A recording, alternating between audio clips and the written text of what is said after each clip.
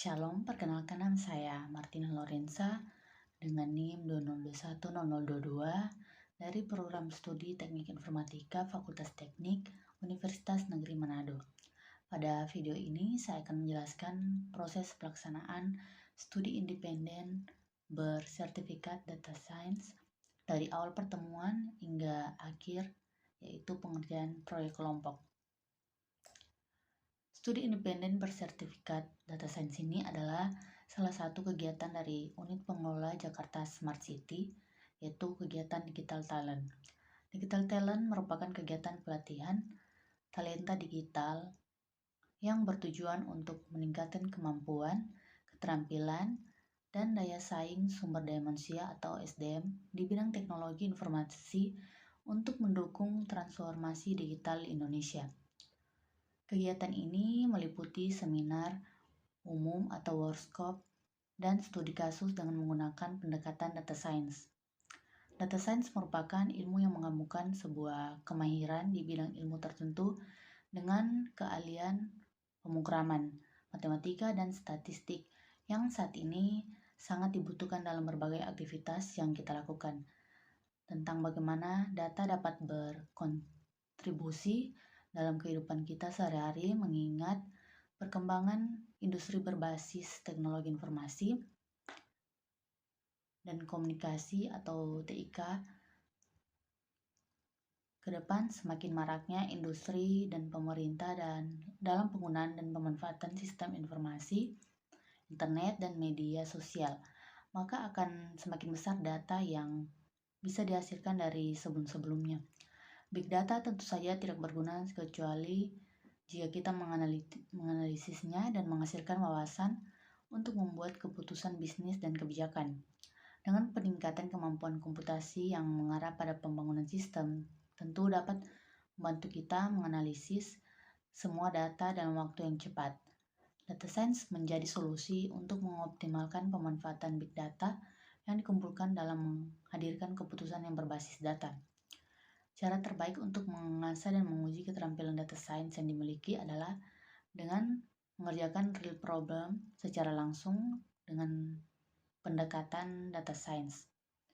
Kegiatan Digital Talent di unit pengelola Jakarta Smart City diharapkan menjadi salah satu alternatif pemecahan problematika kebutuhan talenta digital data scientist di Indonesia dengan mengajak para peserta atau mahasiswa-mahasiswi untuk secara langsung mencoba memecahkan berbagai permasalahan yang ada di area publik atau perkotaan. Dalam studi independen data science yang telah saya ikuti yang bekerja sama dengan Jakarta Smart City atau JSC ini dilaksanakan dengan 8 pertemuan untuk pemberian materi atau pembelajaran oleh JSC dan 4 pertemuan juga untuk jadwal konsultasi dan bimbingan proyek kelompok hingga ujian akhir. Pada pertemuan yang pertama, untuk proses pembelajarannya, materi yang diberikan yaitu gambaran data science secara umum dan materi tentang dashboard dan visualisasi. Pada materi ini dijelaskan bagaimana sebuah data nantinya akan diolah atau langkah yang akan dilakukan dalam data science, seperti juga pada data mining, machine learning, deep learning, hingga artificial intelligence. Dan untuk materi dashboard dan visualisasi yaitu menjelaskan bagaimana cara memvisualisasikan sebuah data menjadi sebuah dashboard atau gambar yang mempresentasikan data dalam sebuah diagram grafik, peta, dan lain-lain. Pada materi ini juga dijelaskan mengenai tipe-tipe data seperti kuantitatif dan data kualitatif. Pada pertemuan kedua, materi yang diberikan yaitu tentang data dan kebijakan publik. Pada pertemuan ini kembali dijelaskan mengenai data seperti struktur data, tipe data, bentuk data. Lalu diberikan juga materi tentang metodologi seperti analisis data, yaitu analisis regresi dan klaster.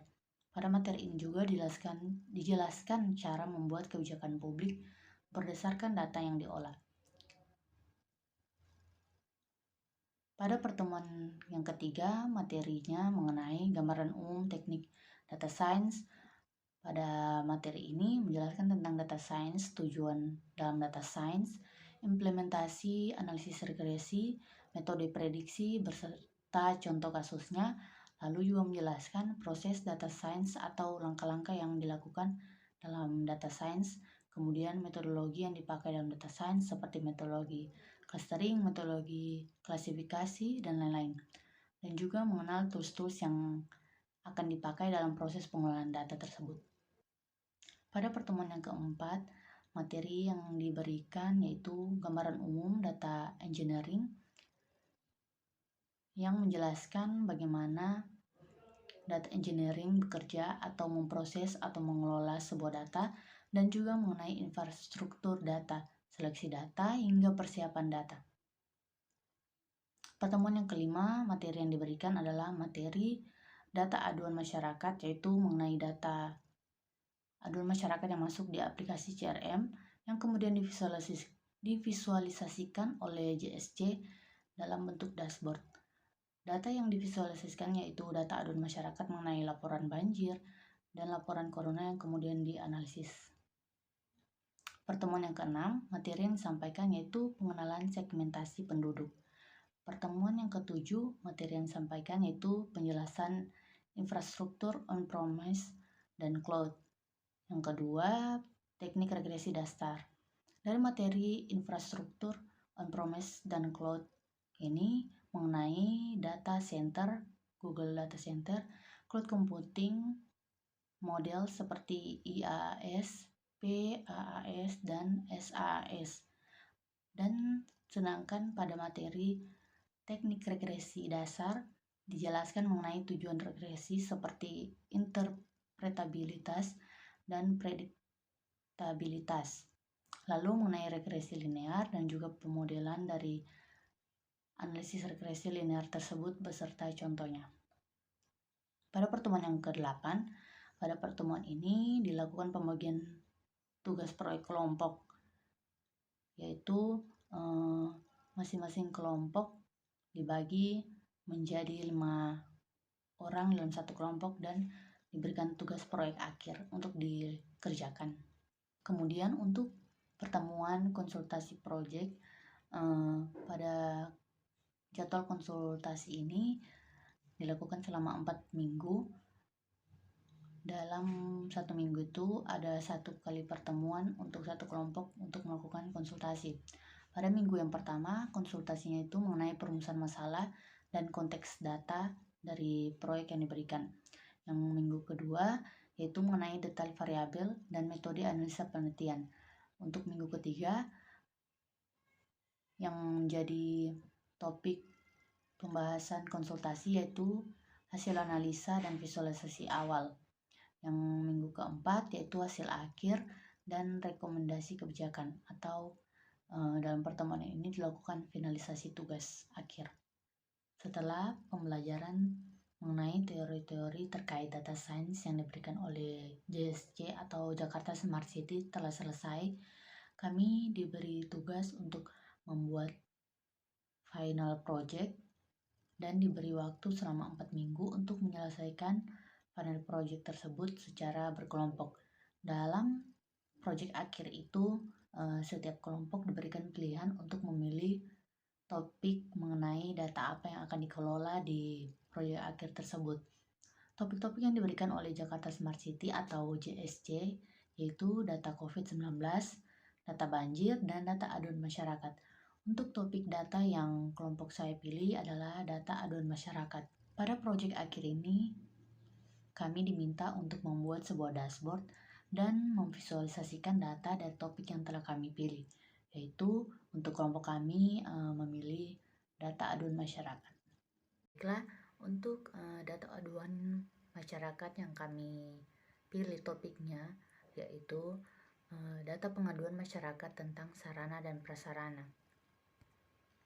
Untuk latar belakang dalam pengambilan topik ini yaitu sebagai berikut. Pengaduan masyarakat adalah penyampaian keluhan oleh masyarakat kepada pemerintah atas pelayanan yang tidak sesuai dengan standar pelayanan, atau pengabaian kewajiban dan pelanggaran-langgaran. Pengaduan masyarakat memiliki berbagai jenis pengaduan yang diadukan oleh masyarakat.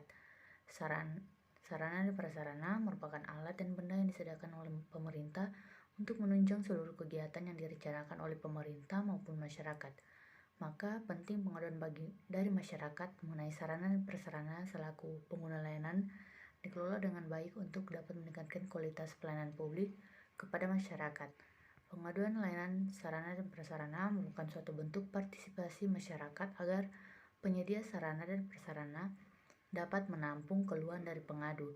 Pengaduan layanan sarana dan prasarana merupakan hal penting karena adanya pengaduan layanan pemerintah SKPD dapat memperbaiki dan meningkatkan kualitas dari pelayanannya. Data pengaduan mengenai sarana dan prasarana dari masyarakat ini merupakan data pengaduan yang disampaikan melalui aplikasi CRM Kota Administrasi Jakarta Pusat tahun 2020. Laporan pengaduan mengenai sarana dan prasarana adalah aduan dengan jumlah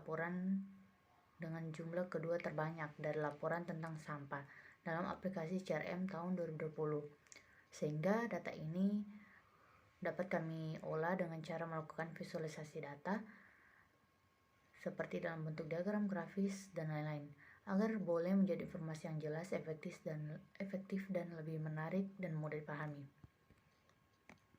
Untuk rumusan masalah yang kelompok kami buat untuk pengelolaan data ini atau visualisasi data aduan masyarakat ini, yaitu yang pertama, apa saja aduan masyarakat yang masuk di aplikasi CRM di Jakarta mengenai sarana dan prasarana. Yang kedua, bagaimana menampilkan data pengaduan masyarakat tentang sarana dan prasarana di Jakarta ke dalam bentuk visualisasi data sebagai informasi yang mudah dipahami masyarakat. Yang ketiga, bagaimana prediksi jumlah laporan aduan masyarakat tentang sarana dan prasarana di aplikasi CRM Jakarta pada 6 bulan ke depan. Yang keempat, bagaimana hasil penanganan laporan pengaduan masyarakat mengenai sarana dan prasarana yang masuk di aplikasi CRM Kota Administrasi Jakarta tahun 2020.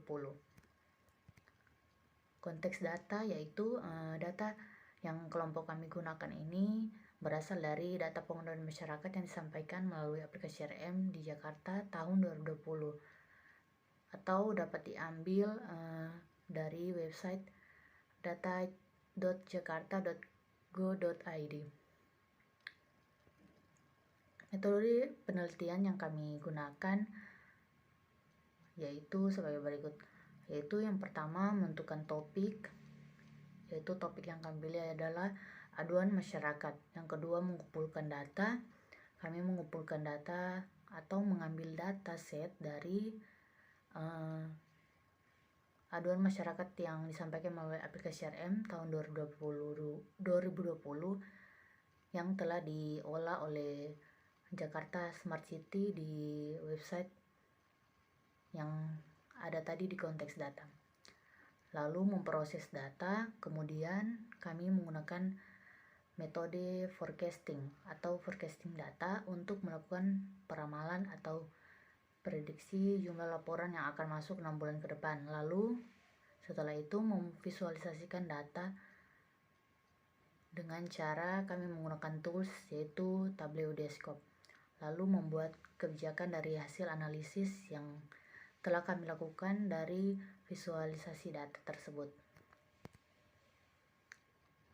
Baiklah, untuk hasil analisa atau hasil project yang kami dapatkan atau yang telah kami buat di project akhir ini mengenai pengaduan masyarakat yang disampaikan melalui aplikasi CRM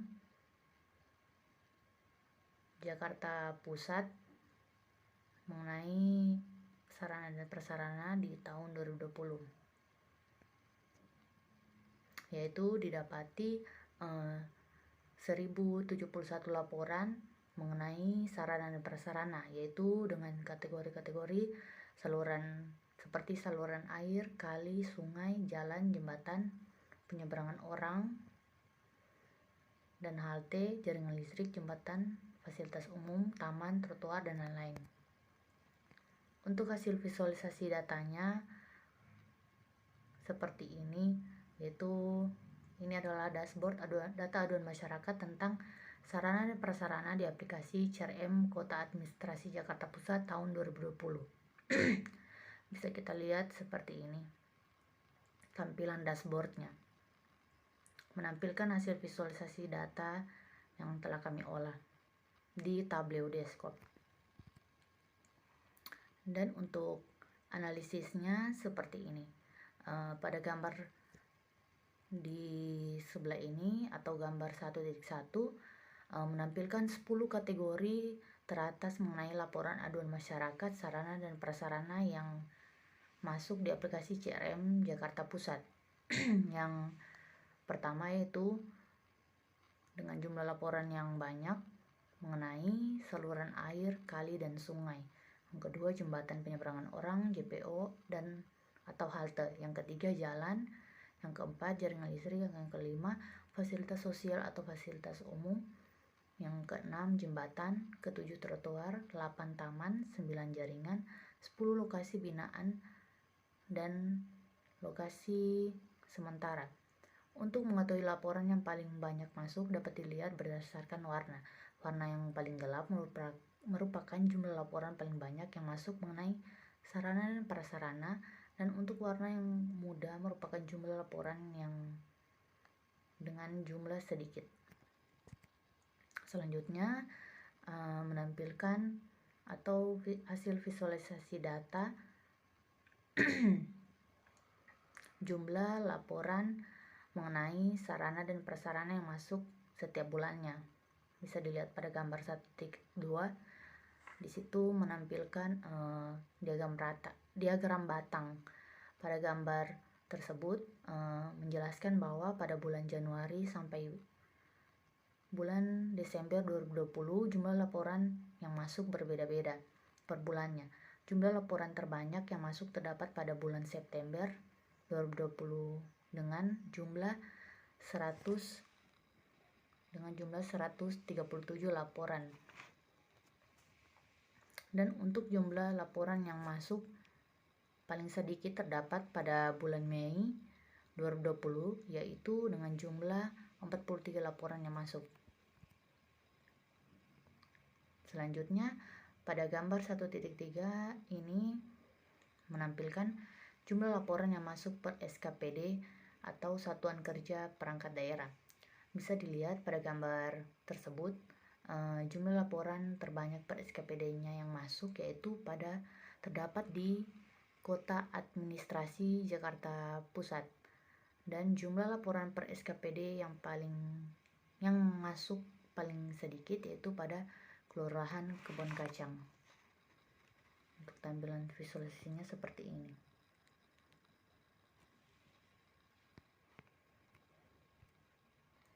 Selanjutnya pada gambar 1.4 ini menampilkan status laporan aduan masyarakat mengenai sarana dan prasarana yang telah komplit atau telah selesai ditindaklanjuti, atau laporan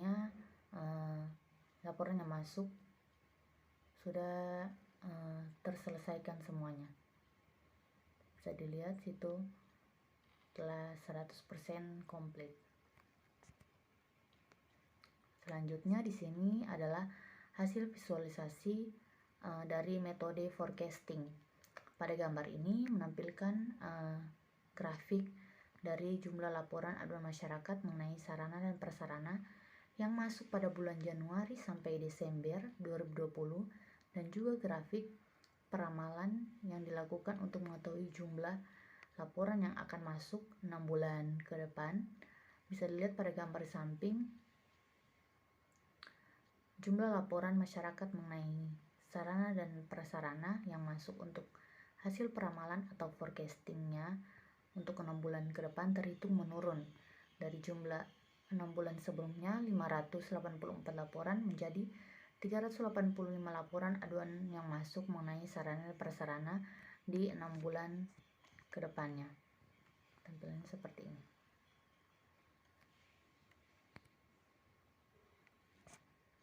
Selanjutnya kesimpulan. Berdasarkan hasil analisa yang kami lakukan, maka terdapat beberapa kesimpulan yang dapat diambil, yaitu yang pertama, Berdasarkan hasil analisa, terdapat beberapa laporan aduan dari masyarakat mengenai sarana dan prasarana, yaitu saluran air, kali atau sungai, jalan, jaringan listrik, jembatan penyeberangan orang atau JPO, fasilitas sosial, fasilitas umum, jembatan, trotoar, taman, jaringan komunikasi, lokasi binaan, dan lokasi sementara. Yang kedua, laporan pengaduan masyarakat mengenai sarana dan prasarana yang paling banyak yaitu terkait saluran air, kali, atau sungai. Yang ketiga, berdasarkan hasil analisa dari bulan Januari sampai Desember 2020 terdapat 1071 laporan aduan masyarakat yang masuk mengenai sarana dan prasarana di aplikasi CRM Jakarta Pusat. Yang keempat, laporan pengaduan masyarakat mengenai sarana dan prasarana dengan jumlah paling banyak terdapat di bulan Juli dan bulan September dengan jumlah 134 laporan dan 137 laporan. Yang kelima, untuk hasil peramalan atau forecasting 6 bulan ke depan terhitung menurun dari jumlah 6 bulan sebelumnya yang berjumlah 584 laporan menjadi 385 laporan aduan yang masuk mengenai sarana dan prasarana. Yang keenam, dari hasil analisa yang dilakukan untuk penanganan laporan aduan masyarakat dari bulan Januari sampai Desember 2020 direspon dengan baik dan telah ditindaklanjuti oleh pemerintah atau pengelola aplikasi CRM yang dapat dilihat di hasil analisis status laporan yang telah divisualisasikan tadi. Selanjutnya, dari hasil analisis yang telah kami buat, yang telah saya jelaskan tadi, bisa diambil sebuah rekomendasi kebijakan. Yang pertama yaitu meningkatkan layanan kerja SKPD untuk menindaklanjuti laporan yang masuk di aplikasi CRM. Yang kedua, pada hasil forecasting atau peramalan laporan mengenai sarana dan prasarana 6 bulan ke depan mengalami penurunan. Walaupun laporan yang akan masuk 6 bulan ke depan mengalami penurunan, namun perawatan terhadap sarana dan prasarana wajib dilakukan agar tetap terjaga. Pemeliharaan tersebut boleh dilakukan atau harus dilakukan oleh pemerintah maupun masyarakat sekalipun. Yang ketiga, pemerintah dapat melakukan monitoring dan evaluasi terhadap aduan masyarakat yang masuk di aplikasi CRM Jakarta Pusat mengenai laporan aduan sarana dan prasarana. Yang keempat, mempercepat penanganan terhadap aduan masyarakat terlebih khusus sarana dan prasarana.